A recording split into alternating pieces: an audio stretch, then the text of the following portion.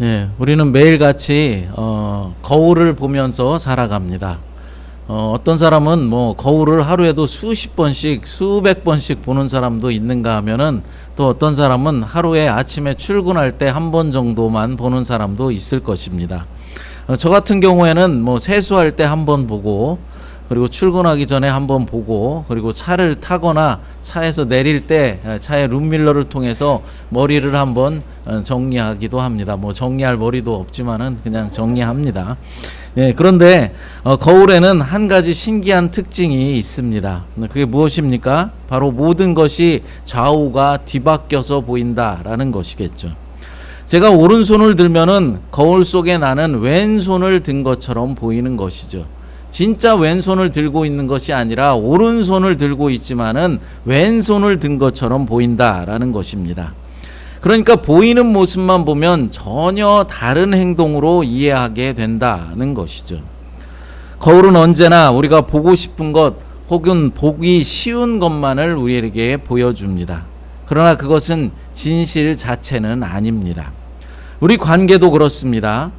다른 사람을 볼 때 우리는 종종 거울처럼 겉으로 보여지는 모습만 보고 행동만 보고 판단해 버릴 때가 많다라는 것이죠. 말 한마디에, 어떤 사람의 행동 하나에, 또 뭐 표정 하나가 변했다라고 해서 저 사람은 도대체 왜 저래? 저 말의 뜻은 분명히 이런 뜻일 거야 라고 단정해 버린다는 것이죠. 그런데 여러분, 우리들 간의 갈등 대부분은 바로 이 거울 착시 현상 때문에 시작된다라는 사실을 우리는 알아야 하는 것입니다. 보이는 것이 진짜라고 착각한 데서 생기는 오해들이 많이 있다라는 것이죠. 하지만 그 오해가 얼마나 위험한 것인지 우리는 경험을 통해서 많이들 잘 알고 계실 것입니다. 마치 거울 속의 모습이 실제와는 정반대 방향으로 보이는 것처럼 상대방의 행동도 진짜 의도와는 정반대로 받아들일 수 있다라는 것입니다. 오늘 우리는 여호수아 22장 9절에서부터 12절까지만 읽었지만은 사실 오늘 본문은 34절까지 이어지고 있습니다. 집에 가셔서 찬찬히 본문을 읽어보시기 바랍니다. 바로 오늘 본문의 내용이 보이는 것만 보았던 그 오해에서부터 시작된 사건이었다라는 사실이죠. 오늘 내용이 어떤 내용입니까? 가나안 정복과 이제 지파별 모든 땅 분배가 일단락된 뒤에 여호수아는 요단강 동쪽에 정착해 있던 지파들로부터 온 군대를 다시 집으로 돌려보냅니다. 이 군대의 숫자는 약 4만 명에 달했으며 가족들은 이미 그들에게 분배된 요단강 동쪽 땅에서 정착하여서 살아가고 있었습니다. 하지만 이 4만 명의 군사들은 요단강 서쪽에 정착한 다른 지파들을 도와서 다른 지파들이 땅을 차지하게 하기 위해서 그들과 함께 요단강을 건너가서 요단 서쪽에 남쪽과 북쪽으로 옮겨 다니면서 전쟁에 동참하였던 군사들이었습니다. 여호수아는 이제 이미 요단강 동쪽에 땅 분배를 받았던 지파의 군사들을 다시 요단 동쪽으로 돌려보내고 있는 것이죠. 오늘 본문 9절과 10절을 읽어보도록 하겠습니다. 르우벤 자손과 갓 자손과 므낫세 반 지파가 가나안 땅 실로에서 이스라엘 자손을 떠나 여호와께서 모세에게 명령하신 대로 받은 땅 곧 그들의 소유지 길르앗으로 가니라. 르우벤 자손과 므낫세 반 지파가 가나안 땅 요단 언덕가에 이르자 거기서 요단가에 제단을 쌓았는데 보기에 큰 제단이었더라. 아멘. 르우벤 지파와 갓 지파 그리고 므낫세 반 지파가 이스라엘의 다른 지파를 떠나서 이제 집으로 돌아갑니다. 그런데 서쪽에 남아있던 이스라엘 본진들에게 이상한 소문이 들려옵니다. 그게 무슨 소식입니까? 강을 건너 집으로 귀향하던 지파들이 요단강 강둑에 커다란 제단을 쌓았다라는 소식이 들려왔습니다. 이 소식을 전해 들은 서쪽의 이스라엘 지파들은 한순간에 순식간에 분노하게 되었고 큰 군대를 일으켜서 그동안은 가나안 사람들과의 전쟁을 펼쳤던 그 전쟁을 이제는 동쪽의 세 지파를 향해서 하려고 준비하고 있다라는 것이죠. 거울 착시와 같은 오해 한 번이 공동체 전체를 전쟁의 위기로 몰아가고 있는 것입니다.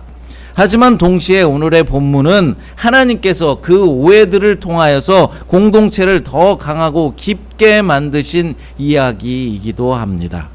오늘 본문을 통해서 이스라엘 백성들의 오해는 어떤 것이었으며 어떻게 그 오해와 갈등을 봉합하고 다시 회복되었는지를 살펴보면서 우리들 관계 속에서, 우리 성도들 간의 관계, 그리고 가족 간의 관계에서, 그리고 직장 동료 간의 관계에서 오해들을 어떻게 풀고 그 오해를 어떻게 회복시키는지 하나님의 지혜를 함께 배우는 그런 시간이 되었으면 좋겠습니다. 첫째로, 보이는 행동만 보면 쉽게 오해하게 됩니다. 동쪽 지파들이 가나안 전쟁을 마치고 이제 집으로 돌아갑니다. 그들은 약 7년 이상으로 가나안 본진 지파들과 함께 약속의 땅을 점령하도록 도와주었습니다. 여러분, 사실 이들의 희생이 대단한 것이었습니다. 이미 요단강을 건너기 전에 이들 루벤 지파와 갓 지파 그리고 므낫세 반 지파는 요단 동쪽 땅을 모세로부터 분배를 받았습니다. 민수기 32장 33절을 읽어보겠습니다. 모세가 갓 자손과 루벤 자손과 요셉의 아들 므낫세 반 지파에게 아모리인의 왕 시온의 나라와 바산 왕 옥의 나라를 주되 곧 그 땅과 그 경내의 성읍들과 그 성읍들의 사방 땅을 그들에게 주매. 아멘. 뭐라고 하고 있습니까? 이미 모세로부터 아모리인의 왕 시온의 나라 그리고 바산 왕 옥의 나라를, 그러니까 요단강 동쪽 땅을 이미 분배받았다라고 말하고 있는 것이죠. 그런데 이들은 그 땅을 분배받고 어떻게 했습니까? 그냥 그 땅에 머물러서 정착하고 안착하고 있었습니까? 아닙니다. 여자들과 자녀들은 그 땅에 그냥 남겨두고 전쟁에 참여할 수 있는 모든 남자들은 다른 지파를 따라서 요단강을 건너서 요단 서쪽의 가나안 땅을 점령하는 전쟁에 함께 참여하였다라는 것이죠. 그것도 한두 달만 참여하고 다시 돌아간 것이 아니라 7년 이상의 긴 전쟁을 함께 하였다라는 사실입니다. 사실 이러한 일은 절대로 쉬운 일은 아닐 것입니다. 이들이 이렇게 할 수 있었던 것은 물론 모세의 부탁이 있었고 그리고 언약적 의무였기 때문이었겠지만 더 중요한 요인은 형제 지파들과의 연대 때문이었습니다.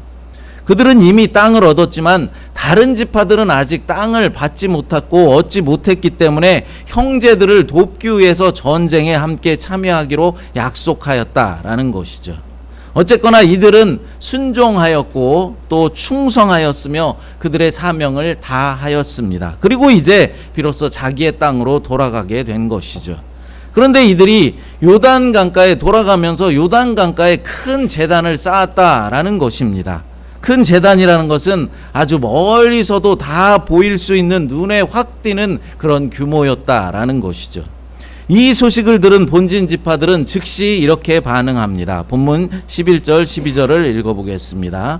이스라엘 자손이 들은즉 이르기를 루벤 자손과 갓 자손과 므낫세 반 지파가 가나안 땅의 맨 앞쪽 요단 언덕과 이스라엘 자손에게 속한 쪽에 제단을 쌓았다 하는지라. 이스라엘 자손이 이를 듣자 곧 이스라엘 자손의 온 회종이 실로에 모여서 그들과 싸우러 가려 하니라. 아멘. 뭐라고 합니까? 그들과 싸우러 가려 한다라고 말하고 있습니다. 그러니까 이들은 동쪽으로 떠난 지파들이 우상 숭배의 제단을 세웠다라고 생각한 것이고 이제 그들은 하나님을 떠났다라고 판단했던 것입니다. 이들은 왜 이런 판단을 했던 것일까요? 그것은 그들의 율법 때문이었습니다. 율법은 이스라엘 백성들이 번제나 제물을 드리는 것은 정해진 장막에서만 드릴 수 있다라고 규정하고 있었기 때문이죠. 레위기 17장에 보면은 이 규정에 대해서 자세히 잘 나와 있습니다. 그런데 이들은 이미 장막이 있던 실로가 아니라 길갈에 제단을 쌓은 상태에 있었습니다. 그러니까 이스라엘의 장막이 길갈에 있었다라는 것이죠.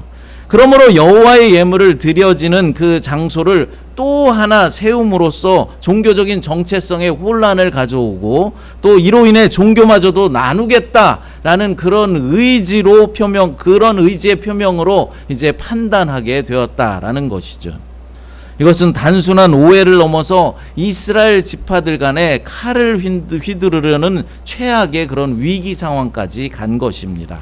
그렇습니다, 여러분. 우리가 보이는 것만 보면은 이렇게 쉽게 오해하게 되는 것이죠. 우리 인간관계에서의 갈등 대부분은 확인을 하기 전에 판단하기 때문에 생기는 것이 대부분의 일입니다.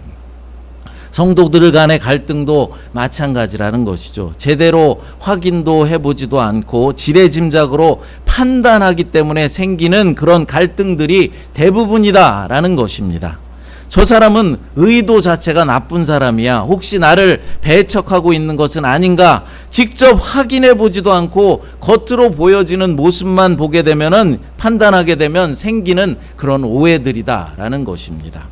그러나 여러분, 우리는 거울 속에 비춰진 모습만 보고 오른손을 왼손으로 오해하는 것처럼 사람의 행동도 겉모습만 보면은 실제와 반대로 보일 때가 있다라는 사실을 우리는 인지해야 하는 것이죠. 요단 서쪽에 남아있던 이스라엘 백성들도 그랬다는 것입니다. 돌아간 지파들이 쌓은 제단, 그 큰 제단만 보고서 우상을 섬기는 제단을 쌓았다, 저들은 이제 하나님을 떠났다라는 식으로 판단해 버렸던 것입니다. 둘째로, 오해는 묻고 듣고 확인할 때 풀립니다. 본문 13절 14절을 읽어보겠습니다. 이스라엘 자손이 제사장 엘르아살의 아들 비느하스를 길르앗 땅에 보내어 루벤 자손과 갓 자손과 므낫세 반 지파를 보게 하되, 이스라엘 각 지파에서 한 지도자씩 10 지도자들을 그와 함께 하게 하니, 그들은 각기 그들의 조상들의 가문의 수령으로서 이스라엘 중에서 천부장들이라. 아멘. 제사장 비느하스와 그리고 10 지파의 지도자들을 길르앗 땅으로 보냈다라고 말씀하고 있습니다. 다행히도 이스라엘의 본질은 전쟁을 하기 전에, 전쟁을 바로 시작하기 전에 이제 사람을 먼저 보내서 대화를 시도하려 했다라는 것이죠. 제사장 비느하스와 10 지파의 대표들이 이제 요단강을 건너갑니다. 여기서 우리는 성숙한 공동체의 지혜를 볼 수 있는 것이죠. 물론 그 지혜는 하나님이 주신 하늘의 지혜입니다. 그 지혜가 무엇입니까? 판단하기 전에 직접 듣는다라는 것입니다. 제사장 비느하스가 이제 질문을 합니다. 본문 16절을 읽어보겠습니다. 여호와의 온 회중이 말하기를, 너희가 어찌하여 이스라엘 하나님께 범죄하여 오늘 여호와를 따르는 데서 돌아서서 너희를 위하여 제단을 쌓아 너희가 오늘 여호와께 거역하고자 하느냐. 아멘. 너희는 왜 이런 제단을 쌓아서 하나님을 거역하고자 하느냐라고 묻습니다. 그러자 동편의 지파들은 떨리는 마음으로 설명을 하고 있죠. 그 설명이 본문 21절부터 29절까지의 내용입니다. 뭐라고 하는 것입니까? 이들이 큰 제단을 쌓았던 진짜 의도가 무엇이라고 말합니까? 3가지로 우리가 요약해 볼 수 있을 것입니다. 첫째로, 하나님께 제사를 드리려고 만든 제단이 아니다 라고 설명을 하고 있습니다. 이들도 제사는 실로 성막에서만 드린다라는 이 율법에 대해서 잘 알고 있었습니다. 둘째로, 자신들의 후손들이 우리도 하나님의 백성이다라는 이 사실을 잊지 않게 하려는 표식으로서 제단을 쌓았다라고 말합니다. 여러분, 이게 무슨 말이겠습니까? 여러분, 요단강은 우기 때가 되면은 비가 많이 내려서 요단강이 이제 범람하고 그 강줄기는 아주 큰 강줄기로 흐르게 됩니다. 그러다 보면은 오랜 세월이 지나고 이제 세대가 바뀌게 되면은 요단 동쪽에 사는 세 지파 후손들에게 서쪽 지파의 이 사람들이, 너희는 요단 건너편 사람들이지 하나님의 백성이 아니다, 이런 일들이 생길 수 있겠다라고 판단을 했던 것입니다. 즉 너희는 우리 이스라엘과는 다른 사람들이다. 우리는 서쪽 이스라엘이고 너희는 그냥 동쪽 사람들이다. 성막도 요단 서쪽에 있으니 너희는 예배드릴 자격도 없다라고 오해할 수도 있다라는 그런 이제 두려움이 생기게 되었다라는 것이죠. 그래서 그들은 말합니다. 본문 27절을 읽어보겠습니다. 우리가 여호와 앞에서 우리의 번제와 우리의 다른 제사와 우리의 화목제로 섬기는 것을 너희와 너희 사이와 우리 후대 사이에 증거가 되게 할 뿐으로써 너희 자손들이 후일에 우리 자손에게 이르기를 너희는 여호와께 받을 분깃이 없다 하지 못하게 하려 함이라. 아멘. 뭐라고 하는 것입니까? 이는 우리가 여호와 앞에서 제사를 드리려고 만든 것이 아니라 오직 우리와 너희 사이에 증거가 되게 하려 하는 것이다 라고 말하고 있습니다. 그러니까 너희와 우리는 한 민족이고 한 공동체라는 것의 증거로 이제 제단을 쌓았으며 우리의 후손들이 그 제단을 보고서 이 사실을 깨달아라 라는 그런 목적을 가지고 이제 큰 제단을 쌓았다라고 설명해 주고 있는 것이죠. 그리고 이것은 자손 대대로 하나님을 떠나지 않겠다라는 그런 믿음의 증거로 세운 제단임을 설명해 주고 있는 것입니다. 여러분, 동쪽에 이 세 지파가 세운 제단은 외형적으로 겉으로 볼 때는 우상을 섬기는 제단으로 보였을 수도 있을 것입니다. 하지만 실제로는 우리가 하나님을 잊지 않겠다, 자손 대대로 이스라엘의 이 공동체성을 가지고 하나님을 잘 섬기겠다라는 믿음의 고백이었던 것입니다. 여기서 우리는 중요한 교훈을 얻어야 합니다. 말하기 전에 듣는 것이 오해를 푸는 첫걸음이다라는 것이죠. 여러분, 어떤 사람들은 대화를 하다 보면은 다른 사람의 말을 들으려 하지 않고 계속해서 자기의 말만 하면서 자기의 주장만을 관찰시키려는 그런 사람들이 있습니다. 그러나 여러분, 인간관계에서 중요한 것이 무엇이겠습니까? 다른 사람의 말을 경청해서 끝까지 듣는 일입니다. 좀 이해가 안 되는 말을 하고 그리고 내 생각과는 다른 이야기를 하더라도 일단은 귀 기울여 듣는 태도가 중요하다라는 것이죠. 다음으로는 판단하기 전에 묻는 것이 성도들의 태도라는 것입니다. 제사장 비느하스는 판단하기 전에 그들에게 왜 제단을 쌓았는지 물었고 잘 경청하였습니다. 우리도 이래야만 합니다. 먼저 물어야 하고 끝까지 그 말을 잘 들어야 하는 것이죠.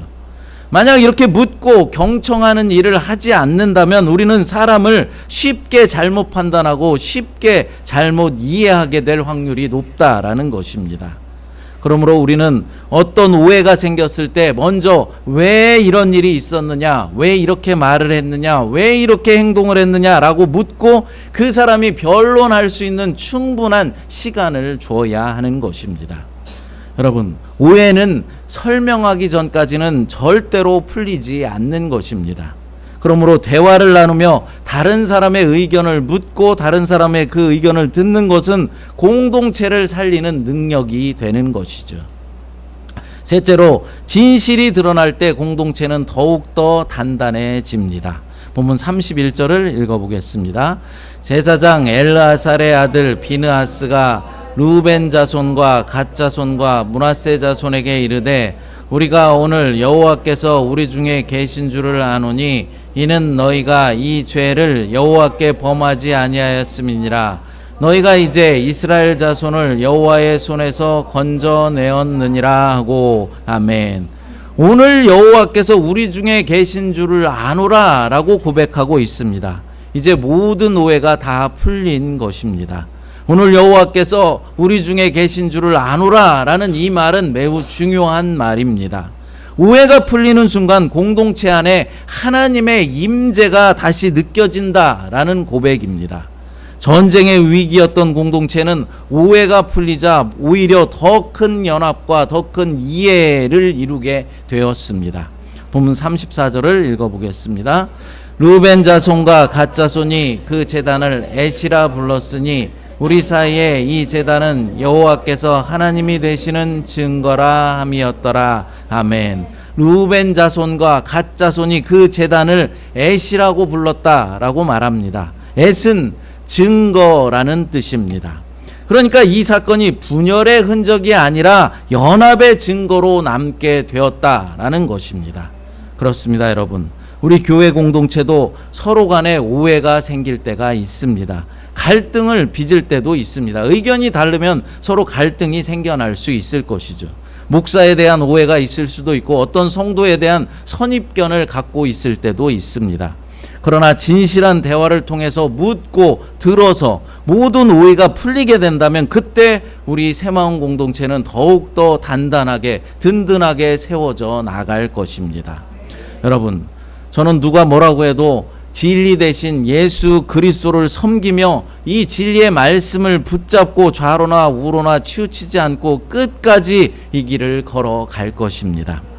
단 한 사람이라도 진정한 주님의 제자로 세우는 것이 저의 사명임을 믿고 조금 더딜 수도 있겠지만 한 걸음 한 걸음씩 나아갈 것입니다.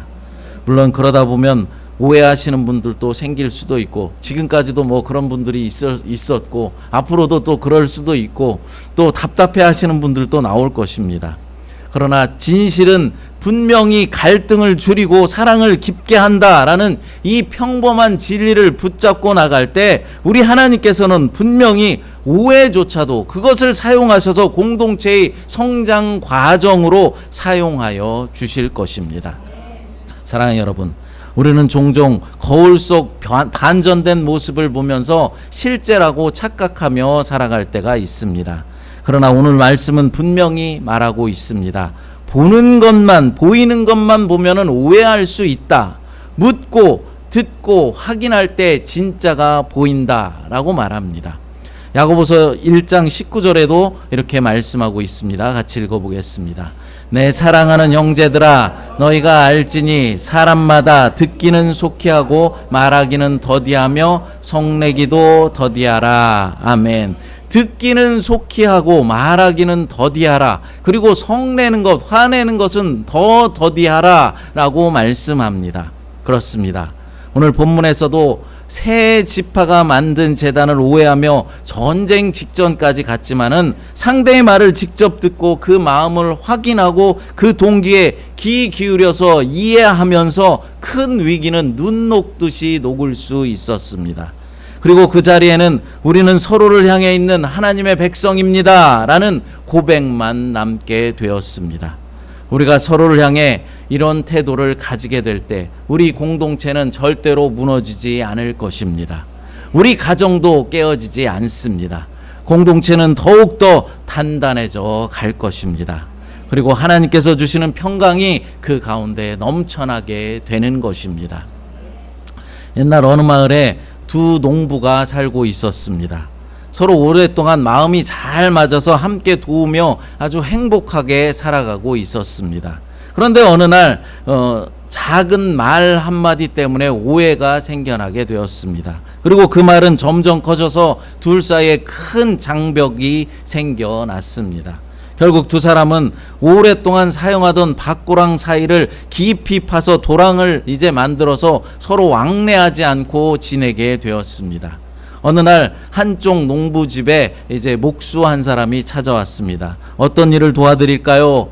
농부는 말합니다. 저 도랑을 따라서 높은 울타리를 좀 설치해 주세요. 나는 저쪽에 있는 저 농부를 얼굴도 보기 싫습니다. 아주 높은 울타리를 쌓아서 저 사람 얼굴이 안 보이게 해주세요. 이렇게 부탁을 합니다. 목수는 고개를 끄덕이고서는 이제 나가서 일을 시작했습니다. 하루가 끝나갈 무렵 농부가 나가보니 놀랍게도 울타리는 설치되지 않았고 대신 그 깊은 도랑 위에 아름다운 다리가 설치되어 있었습니다. 바로 그때 맞은편 농부가 다리를 건너오면서 말합니다. 내가 먼저 사과하려고 했어. 이렇게 다리까지 놓아주다니 정말 고마워. 오랫동안 친구 사이였는데 내가 너에게 너무했어. 미안해 친구야. 이렇게 말하는 것입니다. 두 사람은 눈물을 흘렸습니다. 두 사람은 오랫동안 서로 끌어안고 눈물을 흘렸습니다. 그리고 목수에게 감사의 인사를 전하려고 돌아보았지만 목수는 이미 먼 길을 떠난 뒤였습니다. 농부는 뒤늦게 깨닫게 되었습니다. 그분은 울타리를 만들어 줄 수도 있었지만 우리를 위해서 화해의 다리를 놓아 주셨다. 그렇습니다, 여러분. 우리 주님 예수 그리스도께서는 하나님과 우리 사이에 십자가로 화해의 다리를 만들어 주셨습니다. 우리의 무지와 허물, 우리의 교만과 욕심으로 생긴 하나님과 나 사이의 깊은 고랑을 십자가의 사랑으로, 십자가의 그 은혜로 화해의 다리를 만들어 주신 것입니다. 사랑하는 여러분, 우리는 그리스도의 이 화해의 마음을 닮아야 하는 것입니다. 오해는 우리 마음속에 울타리를 만들고 서로를 더욱더 멀어지게 만들지만은 하나님의 백성은 울타리 위에 화해의 다리를 놓는 사람들입니다. 요단 동쪽 지파가 만든 제단은 오해의 골짜기를 더 깊게 만들려 했던 것이 아니라 세대와 지역, 환경을 넘어서 하나님 안에 하나다라는 다리였습니다. 오늘 우리 가정에, 그리고 우리 직장에, 우리 새마음 공동체에서 우리가 먼저 다리가 되어줄 수만 있다면 하나님은 그곳에 화해와 평강, 사랑의 역사를 이루어 주실 것입니다. 여러분 모두가 우리 가정과 직장 그리고 교회 공동체 안에서 화해의 다리가 되시기를 간절히 축복합니다. 주 은혜님을 믿네라는 찬양 함께 찬양 드리시고 동성으로 기도하도록 하겠습니다. 주님의 은혜 감사합니다. 죄인된 우리를 사랑하셔서 하나님과 우리 사이에 깊이 패인 고랑에 십자가 은혜로 화해의 다리를 만들어 주셨사오니 감사합니다. 하나님, 우리도 주님의 그 화해의 마음을 본받아 인간관계 안에서 생기는 모든 오해와 갈등의 울타리를 다리로 잇는 화해의 사람이 될 수 있도록 하나님 인도하여 주시옵소서. 겉으로 보여지는 모습만 보며 미리 판단하는 어리석은 자가 아니라 먼저 묻고 들어서 하나 되는 모습의 공동체를 이루어갈 수 있도록 하나님 복내려 주시옵소서. 거룩하신 예수님의 이름으로 기도드리옵나이다. 아멘.